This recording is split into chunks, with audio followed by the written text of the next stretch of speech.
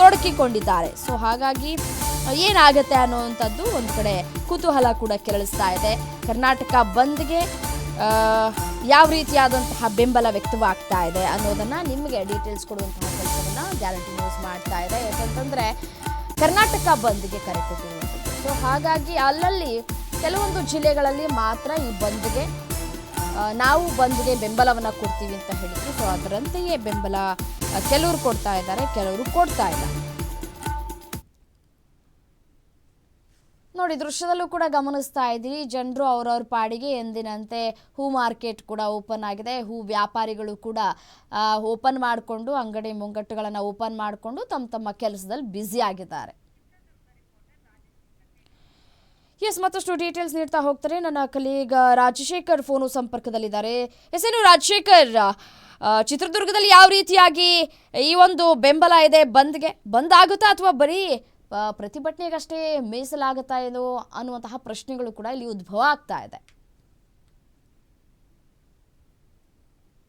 ಹೋರಾಟಿಕೆಯನ್ನು ಖಂಡಿಸಿ ಈಗಾಗಲೇ ಕನ್ನಡ ಪರ ಸಂಘಟನೆಗಳು ಏನು ರಾಜ್ಯದಾದ್ಯಂತ ಬಂದ್ಗೆ ಕರೆ ಕೊಟ್ಟಿದೆ. ಆದರೆ ಕೋಟೆನಾಡು ಚಿತ್ರದುರ್ಗದಲ್ಲಿ ಈ ಒಂದು ಬಂದ್ಗೆ ನೀರಸವಾದಂತಹ ಪ್ರತಿಕ್ರಿಯೆ ವ್ಯಕ್ತವಾಗಿದೆ ಅಂತಾನೆ ಹೇಳ್ಬೋದು. ಬೆಳ್ಳಂಬೆಳಗ್ಗೆ ಈಗಾಗಲೇ ಬಂದ್ಗೆ ಉತ್ತಮವಾದಂತಹ ಪ್ರತಿಕ್ರಿಯೆ ಕೂಡ ವ್ಯಕ್ತವಾಗಿಲ್ಲ. ಎಂದಿನಂತೆ ಆಟೋ ಸಂಚಾರ ಈಗಾಗಲೇ ಆರಂಭವಾಗಿರ್ತಕ್ಕಂಥದ್ದು, ಬಸ್ ಸಂಚಾರವೂ ಕೂಡ ಆರಂಭವಾಗಿದೆ. ಏನು ತರಕಾರಿ ಮಾರುಕಟ್ಟೆಗಳು ಕೂಡ ಈಗಾಗಲೇ ಓಪನ್ ಆಗಿರ್ತಕ್ಕಂಥದ್ದು, ಎಂದಿನಂತೆ ಅಂಗಡಿ ಮುಂಗಟ್ಟುಗಳು ಕೂಡ ಯಥಾಸ್ಥಿತಿಯಲ್ಲಿ ಮುಂದುವರೆದಿದೆ. ಅಷ್ಟೇ ಅಲ್ಲದೆ ಈಗಾಗಲೇ 9 ಗಂಟೆಯ ಬಳಿಕ ಕೇವಲ ಪ್ರತಿಭಟನೆಗಷ್ಟೇ ಈ ಒಂದು ಬಂದ್ ಸೀಮಿತವಾಗಿದೆ ಅನ್ನುವಂತ ಮಾಹಿತಿಗಳು ಕೂಡ ಲಭ್ಯವಾಗಿರ್ತಕ್ಕಂಥದ್ದು.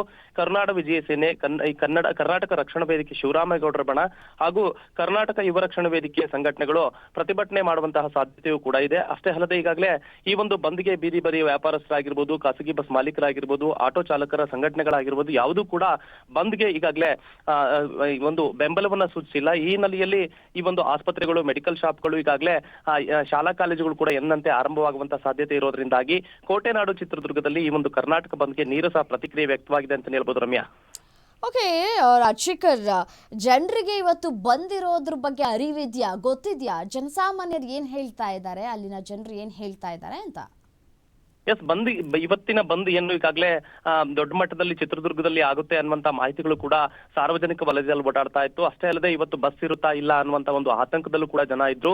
ಅಷ್ಟೇ ಅಲ್ಲದೆ ಈಗಾಗಲೇ ಅಂಗಡಿ ಮುಂಗಟ್ಟುಗಳು ಓಪನ್ ಇರುತ್ತಾ ಇಲ್ಲ ಅನ್ನುವಂತ ಒಂದು ಆತಂಕದಲ್ಲಿ ಇದ್ರು. ಆದ್ರೆ ಈ ಯಾವುದೇ ಆತಂಕ ಜನರಲ್ಲಿ ಕಾಣ್ತಾ ಇಲ್ಲ. ಇವತ್ತು ಬೆಳಗ್ಗೆ ಆಟೋ ಸಂಚಾರ ಆಗಿರ್ಬೋದು, ಅಂಗಡಿ ಮುಂಗಟ್ಟುಗಳು, ತರಕಾರಿ, ಹಾಲು, ಹಣ್ಣು, ಹೂ, ತರಕಾರಿ ಇವೆಲ್ಲವೂ ಕೂಡ ಓಪನ್ ಇರೋದ್ರಿಂದಾಗಿ ಜನ ಒಂದು ರೀತಿಯಾಗಿ ಬಂದಿಂದ ಹೊರಗೆ ಬಂದಿದ್ದಾರೆ ಅಂತಾನೆ ಹೇಳ್ಬೋದು. ರಮ್ಯಾ, ರಾಜಶೇಖರ್, ಪೊಲೀಸ್ ಇಲಾಖೆ ಯಾವ ರೀತಿಯಾಗಿ ಸಿದ್ಧತೆಯನ್ನ ಮಾಡ್ಕೊಂಡಿದೆ? ಅಲ್ಲಲ್ಲಿ ಪೊಲೀಸ್ ಅಧಿಕಾರಿಗಳು ಇದ್ದಾರಾ ಅಥವಾ ಅವರು ಕೂಡ ಬಂದ್ ಆಗೋದಿಲ್ಲ ಅನ್ನೋದನ್ನ ತಲೆಗೆ ಹಾಕೊಂಡಿದಾರಾ, ಹೇಗೆ ಅಂತ?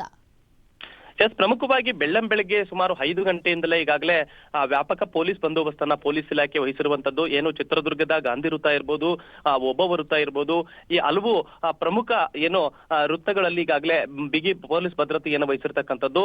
ಅಷ್ಟೇ ಅಲ್ಲದೆ ಚಿತ್ರದುರ್ಗದ ಗಾಂಧಿ ವೃತ್ತದಿಂದ ಜಿಲ್ಲಾಧಿಕಾರಿಗಳ ಕಚೇರಿಯವರೆಗೆ 9 ಗಂಟೆಯ ಮೇಲೆ ಈ ಒಂದು ಕನ್ನಡ ಪರ ಸಂಘಟನೆಗಳು ಪ್ರತಿಭಟನೆ ನಡೆಸೋದ್ರಿಂದಾಗಿ ಪೊಲೀಸ್ ಬಿಗಿ ಭದ್ರತೆಯನ್ನು ವಹಿಸಿದೆ ಅಂತಾನೆ ಹೇಳ್ಬೋದು. ರಮ್ಯಾ, ಯಾವೆಲ್ಲ ಸಂಘಟನೆಗಳು ಇವತ್ತು ಅಲ್ಲಿ ಬಂದ್ಗೆ ಕರೆಯನ್ನ ಕೊಟ್ಟಿದ್ದಾವೆ? ಯಾವೆಲ್ಲ ಸಂಘಟನೆಗಳು ಕೂಡ ಅಲ್ಲಿ ಸೇರುವಂತಹ ಸಾಧ್ಯತೆಗಳು ಕೂಡ ಇದೆ ಅಂತ? ಪ್ರಮುಖವಾಗಿ 9 ಗಂಟೆಯ ನಂತರ ಚಿತ್ರದುರ್ಗದ ಗಾಂಧಿ ವೃತ್ತದಿಂದ ಪ್ರತಿಭಟನಾ ಮೆರವಣಿಗೆಗಳು